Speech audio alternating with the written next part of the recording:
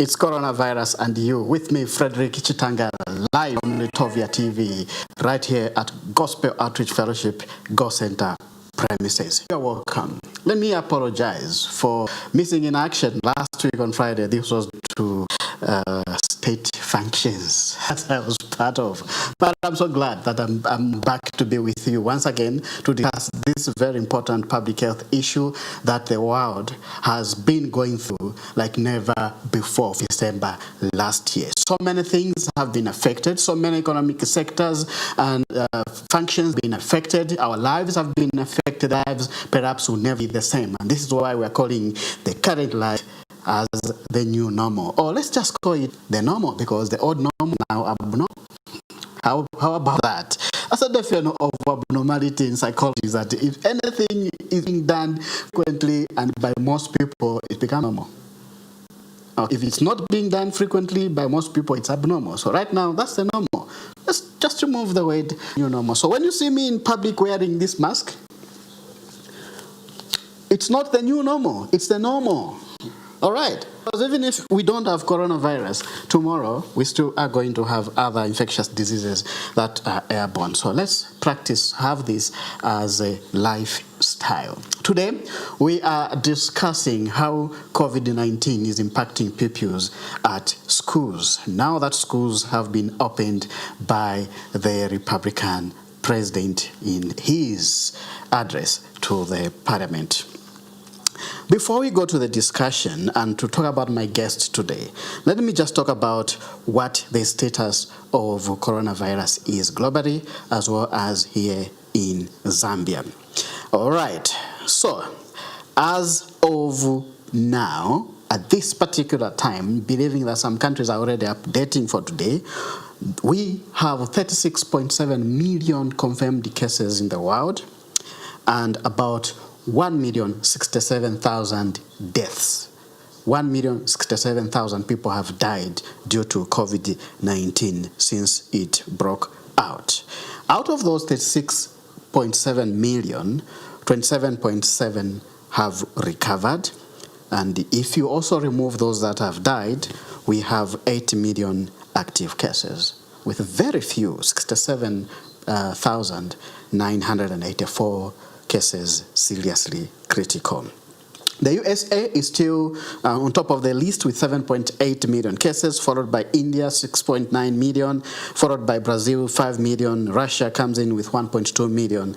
And of course, the list goes on until perhaps South Africa, which is the first in Africa, the highest in Africa, with 687,000 cases confirmed. That is the highest in Africa. But if you look at the number of deaths and recoveries in South Africa, obviously by far they cannot be compared with our colleagues outside Africa. So how are we doing here in Zambia? Zambia has about 15,301 cases, and we have 335 deaths. And we have 14,000 out of those 15,300, 14,365 have recovered, and currently we have about 601 active cases, with very few of those below 40 in hospital currently. The rest are recovering from home and self-isolating at home. Now, Zambia has done so far 175,435 tests since the beginning, since we started testing, and that gives us 9,473 per 1 million. 9,473 tests per 1 million population, given that we are just about 18.5 million people. So, like I said in the introduction, today we are discussing how COVID-19 has affected pupils, or has interrupted the normal lives of our pupils in school. Be reminded that there's a phone number on your screen. Please call that number. We want to hear from you. We want to hear what is happening regarding schools where you are, are pupils masking up, are pupils social distancing, are they following the guidelines? And just tell us what is happening where you are. At the same time, you can ask me a question, you can ask my guest a question, just so you can just share knowledge on how we can help each other. Find us live as well on social media. We are live on Facebook, we are live on YouTube. You can post a question there and I'll be glad to attend to it. At this particular time, allow me to introduce my guest today. He is Mr. David Kaira. He is a guidance and counseling teacher at GOCA. Sir, you're welcome. It's my pleasure, Doctor. Good morning, viewers out there. Thank you. Indeed. Let's begin from the normal. In Bemba, you say, and we can't shake hands, but we can just say, how are you doing? Oh, well, Doctor, I'm doing fine. I'm doing great. In the midst of COVID, you know, it's a new normal, which is a normal now. So we can continue with our new normal greetings. Yes, sure, yes. Sure. Nothing will change. I mean, exactly. If I say, how are you? Fine. Yes. Will shaking hands make a difference? No, it won't make a difference.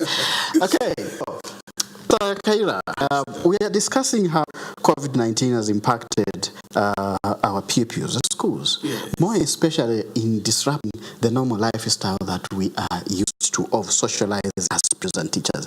By the way, I'm a trained teacher. I taught at AFRICA school, and I understand the importance of fellowship, especially when I studied in the staff room. You know, fellowship. You know, sitting together, telling stories while minding your pupils' homeworks and exercises. And I'm sure that this life is no longer the same. Exactly. And that's for sure. But let's begin our discussion by looking at how big your school is in terms of pupils, in terms of number of teachers, as well as infrastructure. Thank you very much, Doctor. Maybe before I jump to talking about the population of the school, maybe someone might be interested to know where our school is. Yes. And exactly, if you talk about our school, it's actually GOCA. Our school is GOCA, and these are acronyms of the name Gospel Outreach Christian Academy. So this school is actually located in Lusaka, just in mass media area. Maybe someone might not be conversant with those places. When we talk about the mass media area, we're talking about areas where MUVI TV is. When we talk about MUVI TV, a lot of people, they know where MUVI TV is. So behind MUVI TV, that's where GOCA is actually located.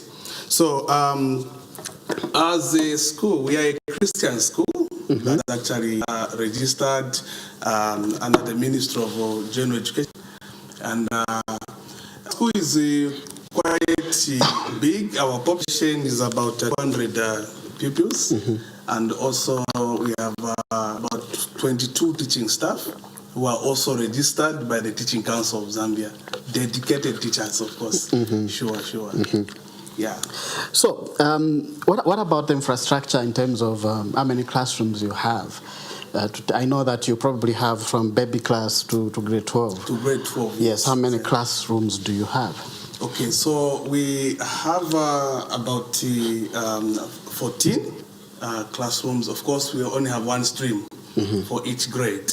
Yeah, we are actually starting from, we have what we call reading readiness class, that pre-grade up to grade 12. Yeah, so much our population is not all that we can say it's actually, let me just say, it's actually manageable with a one-stream school, basically, yeah. Okay. So I like it when you say it's manageable. Yes. Obviously, later on, I want to find out how you are managing now that there's social distancing in class, how you are managing that. But before that, we just are coming back from a very long closure. Yes. I don't know how that affected GOCA in terms of income, or at one point did you go online? Maybe you were not affected. Doc, as you are aware, COVID-19 has actually brought a lot of distractions in terms of actually learning. Yeah. And if we talk about maybe our income, we're actually drastically affected. Why? Because if you can recall properly, it was a period when we are still settling down putting ourselves together, and also parents, they were also trying to make sure that they also put themselves in order. So it was quite a challenge because some of them, they still had some arrears. So for us just to make some follow-up, it was actually a hassle for us. So in the process now, we saw now this COVID issue now had to hit us, and it really affected us. But in the midst of challenges, we know that the challenges are there to help us to find solutions. So as a school, under what we call Creso schools, when we say Creso schools, our school is actually under a Ministry of Creso Ministries, which has about 3 schools. We have MUVI, which is in Siabonga. We have also Fountain Gate, which is in Chongwe, and GOCA. So what we decided to do under the period was to come up with some innovative measures on how we can actually, number one, maybe beef up our income, and also making sure that also we contribute something in the communities. Because what we saw was a situation whereby our students were not given a chance to, to continue with their learning. So we came up with an initiative which we actually called the GMF, online learning. Actually, these are just initials of these schools, GOCA, MUVI, and Fountain Gate. So we, with our initiative, what we decided to do was to first start with the non-examination classes in the upper secondary school, grade 8, grade 10, and grade 11. So we started an online program, and we started with grade 8 for the first 2 weeks, and it was live actually on PRISM Africa TV. Oh, lovely. Yes, and also on social media. The grade 11 and grade 12, they were on social media. So when we began the program, it was overwhelming, and people really enjoyed our facilities. Now, in the process, we are trying now to integrate also the lower primary. So we had started another pilot project with the grade 6.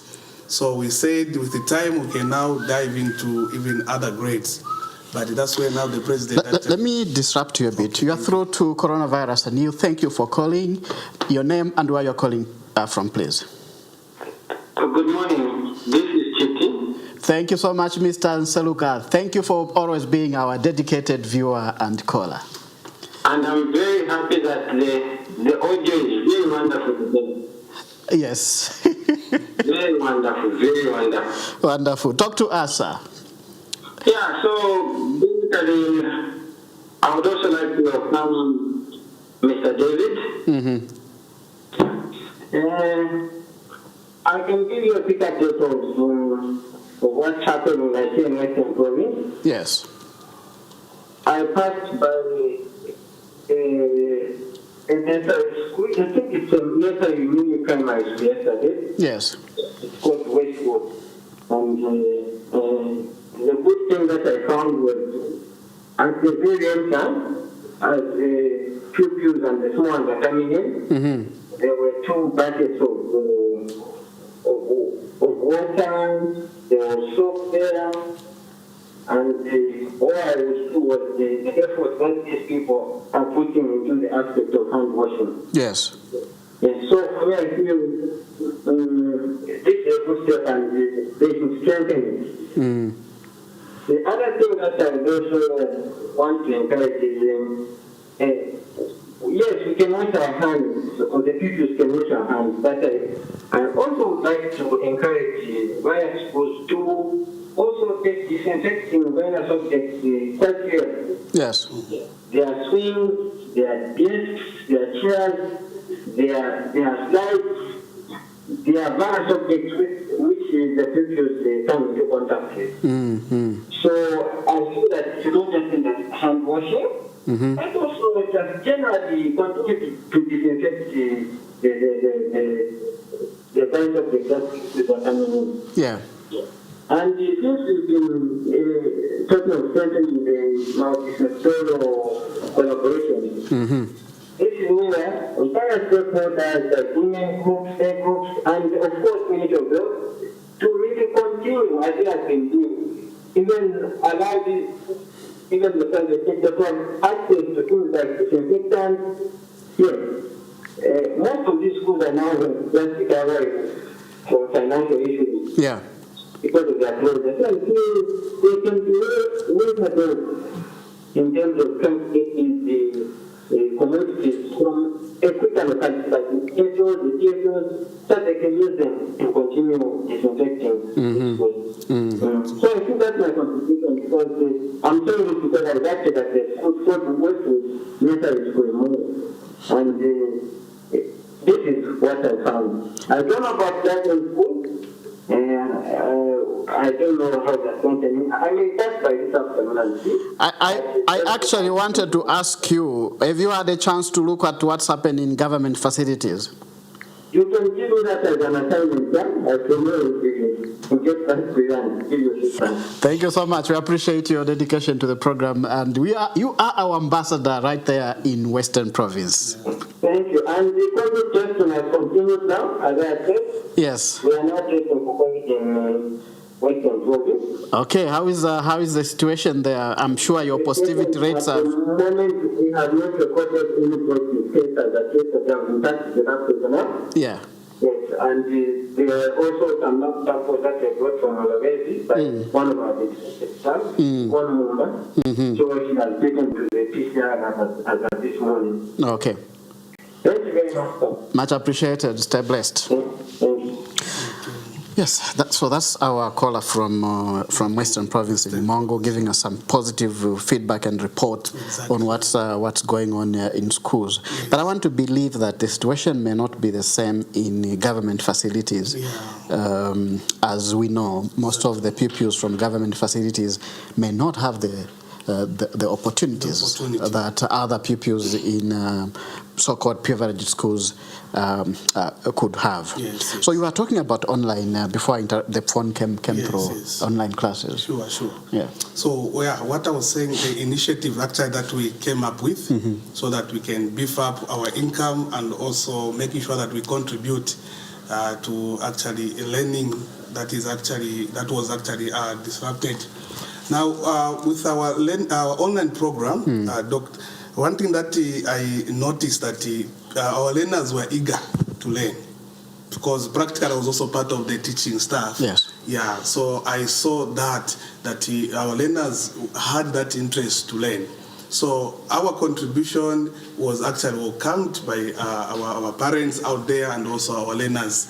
Now, it was actually disrupted because the government now announced that we are opening our schools. And so you are no longer running the online facility? Yes, currently we are not running it because our stakeholders are now in class. Yeah. So we can't talk to that's the air. Yeah. You noticed it had received a lot of interest. Exactly. From even non-GOCA pupils. Yeah? Yes. So why can't you start this when they close? Exactly. Actually, what we are actually putting our tables in order so that we can continue with this program. It has not really ended because we want to strategize so that even those, because if you can see the situation even right now, our learners out there are not even receiving enough education. For some of them, instead of being in school for maybe 5 hours, they're just there for 2 hours. So we are taking this as an advantage so that we can also try to help them with some ideas that we sit down, possibly maybe we can even use this platform just to announce that we are starting again our online program. But of course, we have to make sure that we don't sideline maybe those that cannot manage. Yeah. We have to make sure that those are also accommodated. Absolutely. I know of schools whose teachers were fired or were asked to quit. Exactly. Because the school couldn't afford to pay for them, because these 2 terms no one made money. Exactly. Did you lose any teachers? The question is quite wide. We lost 2 teachers, but not in line with not COVID. Losing as in dying, but leaving school, leaving the workplace. Yeah, only one. Of course, they went because of other business activities. But I'm very much happy to say, Doctor, that with our institution, our father of our institution, they have the heart for the people. So you're saying that you are up to date with salaries despite the COVID-19. No one was fired. No one was put on redundancy. Perhaps this is the time I should invoke my Bachelor of Education degree and come and teach. Exactly. But you see, our institution, yes, we're in the midst of a challenge. But the challenge did not allow us to lose our teaching staff. Because, you know, when you lose the teaching staff, you're also losing children. Yes. So we have to make sure that we maintain our teaching staff and also want to maintain our quality. Because as a school, we have our motto, which is excellence through Christian education. Absolutely. Sure.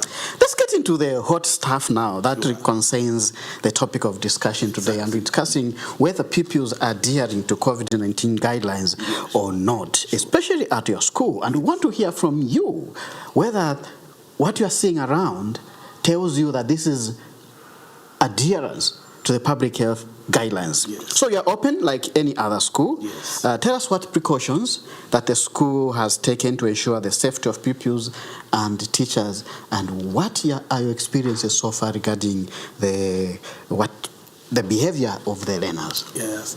I want also to make mention of the fact that during the period of the COVID period, number one, we thank God we didn't lose anyone. No pupil, no teacher. No thank teacher. God for that. Yes. Yeah. And also, we never had any COVID-related case. Now, why are we reporting that good information? Because number one, we have what we call the golden rules. Yeah, as a school, we have what we call the golden rules, which is number one is to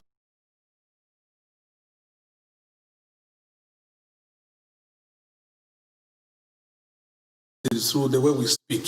So if we are not masking up, then we'll be the carriers of COVID-19. Number two, maintaining our social distance. Oh, wow. Okay. Yes, we have actually done that. Even in classrooms, I'm sure the clips will be there on the screen. Yes, I've seen one already. Yeah, so spaced up our desks about 1.5 meters, just to allow that social distance to be maintained. And also, we are not allowing handshake. Yeah, no handshake. And now, because we are dealing with the young ones, you know, where they're coming from, they want to do some hugging. So also restricted. So we have actually had these on walls so that they're able to read, and not just reading, even teachers. What we have actually done is we have every day, every week, have a teacher on duty. So a teacher on duty make sure that they go around emphasizing and also sending the learners, because this is coming from places where parents, they don't talk about these things. So when they come here, we are there now, remind the teacher on duty to be there every time going down to learn them. And also not just the teacher on duty, but even the graders. So whatever that they are doing, they'll remind the learners, can you mask up? Can you do this? These are able to give information. Yeah, I'm seeing as you are talking, our director behind the other side showing some clips, nice clip about pupils socially distancing, washing hands. Maybe you can just have a look at that, washing hands. Some of them are sanitizing in class. And I saw a very nice picture about pupils sitting socially distanced. Exactly. And that's a very good look at that. That's a good demonstration of what we're talking about here. And of course, I've got a very good question regarding that, because I know that telling young people to do what we are asking them to do is not easy. These are social beings. Exactly. They want to socialize. They want to hug. They talk to each other as though they last saw each other last year. Actually, it was just yesterday. What challenges are you finding to ensure that they adhere to these guidelines? It's really a challenge, but as well, we are talking about a new normal, and we have placed this as a learning to them. And you know, Doc, that learning is a process. It's not a one day, it's not an event.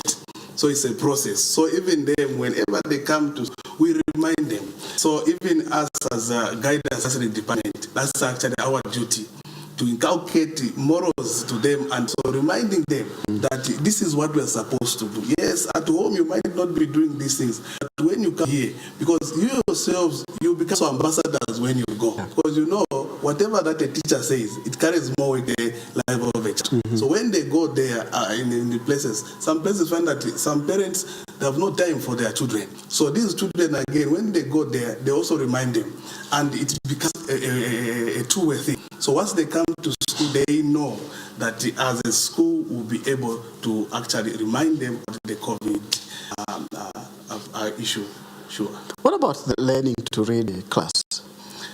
Yeah, I was actually trying to run away from that. Yeah, the learning to read program, and also we have the reading readiness. Yes, it's a challenge, but with I've discovered something, the learners. Yeah, whenever you tell them something, they'll actually remind you. Sometimes even ask you want to speak, you remove your mask. I say, teacher, your mask. So you also remind you, because they know that when they are in school, they're supposed to do that. Because in the morning, when they come, we have what we call temperature checkups. So when we do temperature checkup, we also remind them, when you go to class, don't forget to do this. Because the young ones, below the age of 6 years, it's difficult for them to mask up. But what we normally emphasize is the issue of washing hands regularly. That's about 30 minutes. The teacher will take them out, they go and wash their hands, they go back. So we have built that culture actually in them. Let's talk a bit about what happens when a pupil walks into the yard of the school, or before they even enter the yard of the school. How are they treated at the gate and at the classroom door and inside the classroom? Yeah. So what we have actually done within the premises of the CRESO premises, we have also security men. So as you enter, they also take temperature, and there are buckets there with chlorinated water. And also when they come to the classroom, we have actually mounted some buckets where they can now take, they're able to wash their hands using sanitizer, or they can also wash their hands with chlorinated water. So whatever point, because we want to make sure that we fight this battle, because COVID-19 is not our friend. So we have to make sure at whatever point we are doing our level best to maintain the high levels of hygiene, so that our learners are safe from COVID-19. And not just COVID-19, even other diseases. Absolutely. I mean, 2017-2018 season, we had one of the most dangerous cholera outbreaks in Zambia, and it's from there that some of us developed this lifestyle of washing hands, and avoiding handshake where possible, and even if COVID is gone, I think we need to still inculcate that into ourselves, so we can stay safe from some of these infectious diseases. You are watching Coronavirus and You. Please remember we are live on Facebook as well as YouTube. We want to hear from, there's a phone number on your screen I can see. Please call that number, text it, and we will talk to you. We want to hear what's going where you are, but you can also ask a question regarding the topic of discussion today. I will be very much appreciate. Now, Mr. Kaira, I know even now as we are talking, there could be some people somewhere watching. Yes. Okay. Now this, and they can be learning something. Yes. But what happens when a pupil is in school? Do you have time to talk to them about what COVID is? Yes. How is it caused? How is it prevented? Generally, not just looking at them and tell them wash your hands and off, and they come in class. Yes. As you said, to help them change their mindset, so it becomes part of their lifestyle. Exactly. Sure. What we have done is before the teachers they start their teaching or whatever they have prepared, we have actually emphasized to them, before you start to remind the learners about COVID-19. Just about 5 minutes or 10 minutes. Then not only that, what we have done also on our timetable, we have also allocated time for us as guidance and counseling department twice in a week, just to talk about COVID-19 and also other issues in terms of maintaining our healthy, and also in terms of teaching, in terms of learning and also studying. What we have actually emphasized, we have limited time to be in school. So we have allocated 2 days in a week that we meet our learners and we talk about this. Mostly we emphasize when you go out, because one time I was walking on the street, I saw a lot of children. They only mask up when they're in school. Yeah. But once they walk, they remove the mask. So it's part of them. So we are saying wherever you go, it's not only mask when you are in class, but wherever you go, you have to maintain that. So these are some of the lessons to actually teach our learners. That's a very important observation. Sure. Do you think, have you collected any feedback from pupils why they mask up on where they are asked, and when they are not asked, they don't mask up? What is going on? Yeah, basically it's a culture. You see, even adults, they will just say, no, I can't breathe properly, so they will remove a mask. Even on the buses, if you have seen, bus drivers, they have stopped because they are thinking coronavirus is not real. But one thing that we have to make mention is that we are coming from different homes. And some of these places, people have gone to places where there is COVID. So we don't know where COVID is. So what we need to do is let's mask up all the time, wherever we are. And that's the song that we have at GOCA. We emphasize to our learners, because wherever you go, if you bring COVID here, it means we're going to close our school. Yes. And who is going to be affected? It's you again. So we are singing this song every day, so that wherever they go, they remember that COVID is real and we can fight this COVID, because COVID doesn't move. It's us who is moving the COVID. Absolutely. Sure. Yesterday there was a report by either BBC or CNN that indicated that there are rising cases among young people. Yes. And the reason, I want you to comment on this, and yes, the reason is that young people feel they are immune to the virus just because it is not killing as many young people as it is among old people. I don't know whether this is something you have noticed among your pupils. Exactly. I think of late we heard that I should be a 2-year-old baby died of COVID. So COVID has no age. COVID has no age. Whether you are an adult, you are young, you are what, COVID is COVID. So what we need to remember is that just like even a cough, you cannot say I can't get cough because I'm young, I'm like that. But one thing that we should remember is that COVID-19 is real. And we need to make sure that we adhere to the rules and the guidelines that have been laid down by the ministry. I believe the ministry, they're doing their level best to make sure, especially to make sure that our learners, they go back to class. Absolutely. Yeah. If we are not careful, we might close forever. And who is going to suffer? It's us again who are in schools. So one thing that we should also keep in mind that COVID-19 can only end if we decide to stop it, and that is doing the right thing. Yeah, basically that's it. It's unfortunate what's going on, especially in developed countries. Yes. And the unfortunate thing is that our own children, with all this exposure to internet and communication technologies, they are learning or observing what's going on outside there. Yes. Their colleagues are partying in other countries. Yes. Then there we are asking them to mask up, to stay home. And yet in other countries, if you look at some of the American beaches along the oceans and the big seas, they are partying. It's true.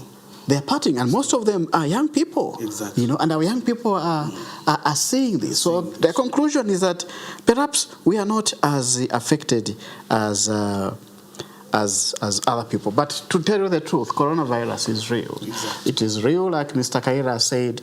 It respects no age group. It respects no color. It respects no gender. It respects nobody. No social status. It respects no one. Presidents have died. Prime ministers have died. Chiefs have died. People with money have died of COVID, my friend. You are nothing in the face of COVID. But here is something you can do. You can prove that you can prove to COVID that in fact it is COVID which is nothing to you, because you will not allow it to move from one place to another, and it only starts with you and me. Now, Mr. Kaira, let's talk a bit about, as we head towards the conclusion of this program, let's talk a bit about the teachers. Yes. You said you have how many teachers? We have about 22 teaching staff. Okay, so what is going on? Where how are you treating the teachers? Are you giving them the same treatment as you're giving to the pupils, or you're worried more about pupils than teachers? What we actually do, our golden rules are across. Whether you're a teacher, you're a pupil, we have to observe the golden rules. Yeah. So with the teachers, we of course certain programs we have actually removed them. That involves a lot of interactions. Yeah. What about assemblies in the morning? So with assemblies, we have actually stopped conducting assemblies. So we only communicate to the learners and also the parents through social media. We have a social media WhatsApp group that we normally use to communicate to them, to avoid the transfer of actually paper from one place to the other. So with like I have said, with the teachers, certain things we have removed them so that we try to maintain the levels of hygiene, and also maintaining the social distance, and also masking up. So when teachers also come in the morning, they're also exposed to the temperature check, and also making sure also that they also wash their hands and also sanitizing. Basically, yes. I saw on the clip, maybe our director can show us that clip where pupils are sanitizing in the classrooms. Yes. And I saw each one is using a different brand. Obviously means that the needs, I think those sanitizers. Exactly. Are you providing? You can see that. Are you providing to some of them who can't afford?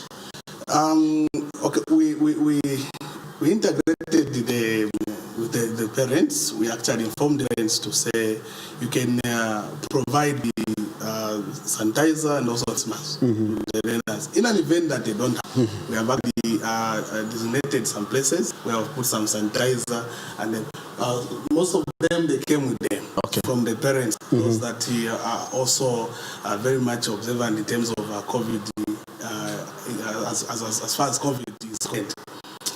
So with the masking, only with masks, we have tried to provide some face masks. Actually, the government gave us some face masks. Yes, we received some face masks from government. So, and some of them we bought as a school.